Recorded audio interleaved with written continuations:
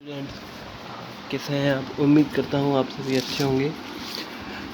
आज हम एक इम्पोर्टेंट क्वेश्चन राणा कुंभा की सांस्कृतिक उपलब्धियाँ को पढ़ने जा रहे हैं।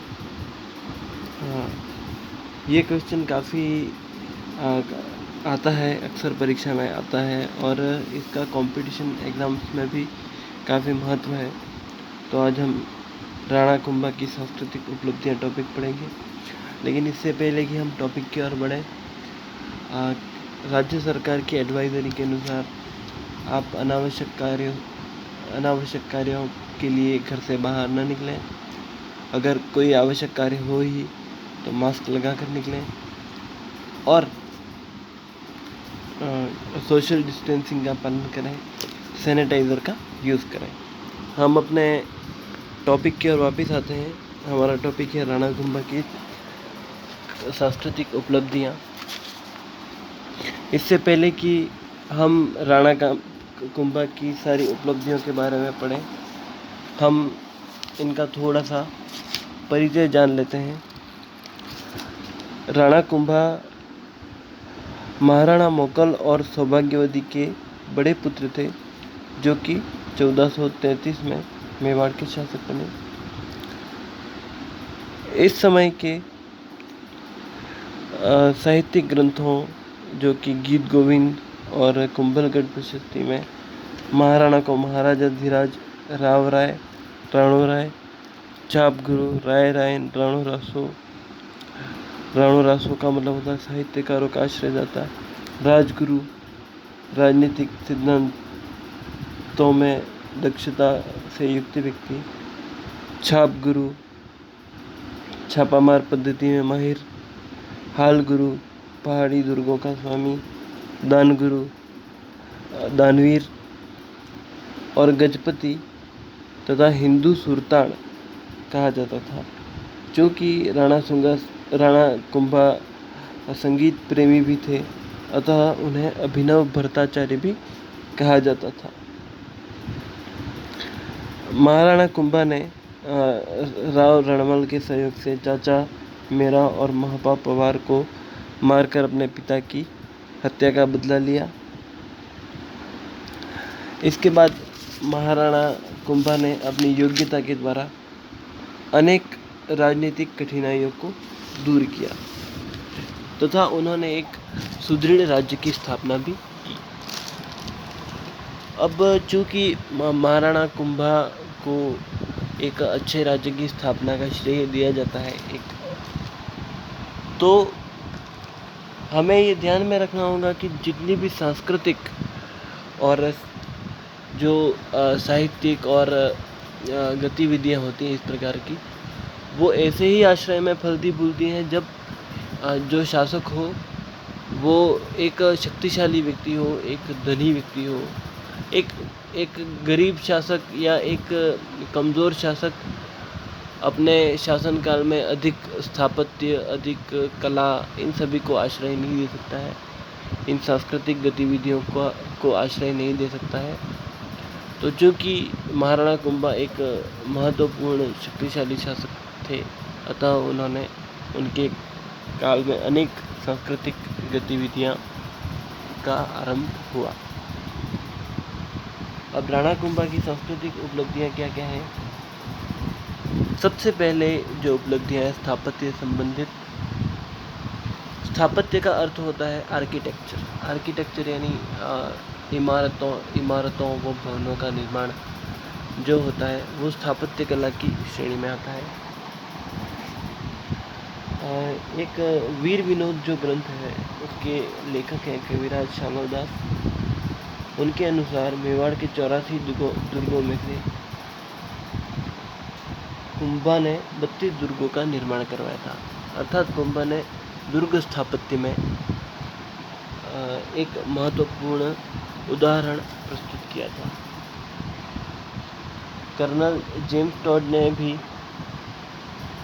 इस बात को बताया है।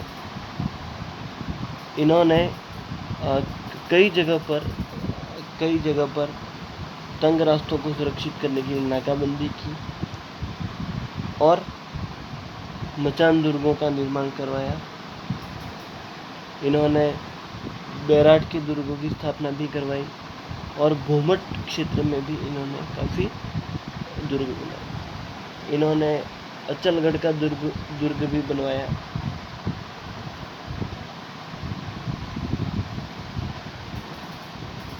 इनके और जो सबसे महत्वपूर्ण दुर्ग है वो है कुंभलगढ़ का दुर्ग। उनकी युद्ध कला और स्थापत्य रुचि का महान चमत्कार इसको कहा जाता है। चित्तौड़गढ़ दुर्ग का इन्होंने पुनर्निर्माण करवाया तथा चित्तौड़गढ़ दुर्ग में ही विजय स्तंभ बनवाया। इन्होंने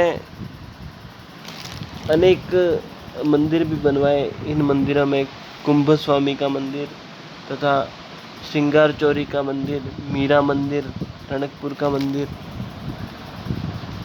जो है। वैसे रणकपुर के मंदिर कुंभा के काल में धरनक शाह ने बनवाए थे।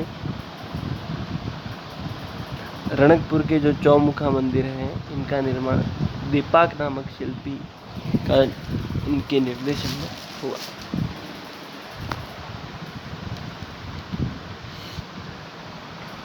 अब इसमें राणा कुंभा की एक कुंभलगढ़ प्रशस्ति मिलती है जिसमें राणा कुंभा की उपलब्धियों का वर्णन है।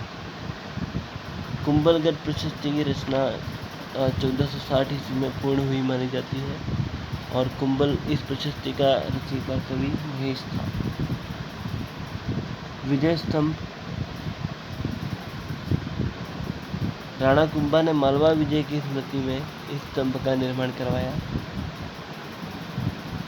इस स्तंभ के निर्माणकर्ता व सूत्रधार जैता और नापा, पोमा व पुंजा थे। यह स्तंभ 30 फीट चौड़ा 122 फुट ऊंचा है। यह स्तंभ 9 मंजिला था और ऐसा माना जाता है कि 9वीं मंजिल बिजली गिरने से टूट गई और आगे चलकर राणा स्वरूप सिंह ने इसको पुनर्निर्मित करवाया। विजय स्तंभ को भारतीय मूर्ति कला का विश्वकोश भी कहा जाता है। इसके बाद है कीर्ति स्तंभ। कीर्ति स्तंभ 1460 ईस्वी में बनवाया गया था। इस पर एक प्रशस्ति खुदी हुई है जिसके रचयिता कवि अत्रि थे, लेकिन इनका निधन हो गया, अतः इस प्रशस्ति को उनके पुत्र महेश ने पूरा किया।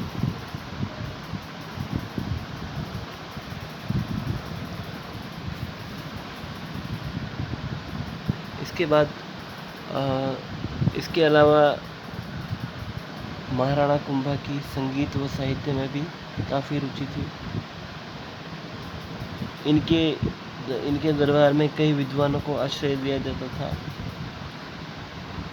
इन्होंने संगीत मीमांसा और सुर प्रबंध कुंभा के द्वारा रचित संगीत के ग्रंथ थे। ऐसा माना जाता है कि कुंभा ने चंडी शतक की व्याख्या की, गीत गोविंद की टीका, रसिक प्रिया और संगीत रत्नाकर की टीका लिखी थी। कुंभा के जो अन्य प्रमुख ग्रंथ हैं वो है कामराज रतिसार, सुधा प्रबंध, राजवर्णन, संगीत क्रम दीपिका और नवीन गीत गोविंद। महाराणा कुंभा को अभिनव भट्टाचार्य भी कहा जाता है। इसके अलावा महाराणा कुंभा की साहित्य में भी रुचि थी।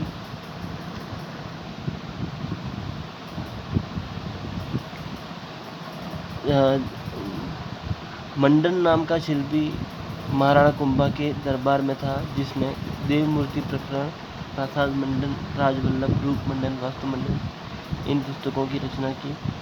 मंडन के पुत्र गोविंद ने उद्धार, धूर्णी, कलानिधि और द्वार दीपिका नामक ग्रंथों की रचना भी की थी। कवि अत्रि और महेश कीर्ति स्तंभ की प्रसिद्धि के रचयिता थे, यह हमने पूर्व में पढ़ लिया है।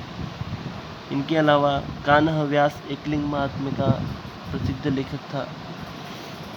हमने पिछले टॉपिक में पढ़ा था कि एकलिंग महात्म्य एक प्रमुख ग्रंथ था। तो कान्हा व्यास इसका प्रमुख रचयिता था। इसके अलावा मंडन के भाई नाथा ने वास्तु मंजरी की रचना और संगीताचार्य श्री सारंग व्यास जो थे वो कुंभा के संगीत गुरु के रूप में उस दरबार में आश्रय पाते थे। तो इस तरह से हम देख सकते हैं कि महाराणा कुंभा जो थे उनका संगीत साहित्य एवं स्थापत्य में अत्यंत रुचि थी। ये टॉपिक वैसे एक इसको कह सकते हैं कि वीडियो की जो सीमाएं होती हैं उसके अनुसार एक शॉर्ट टॉपिक है, मगर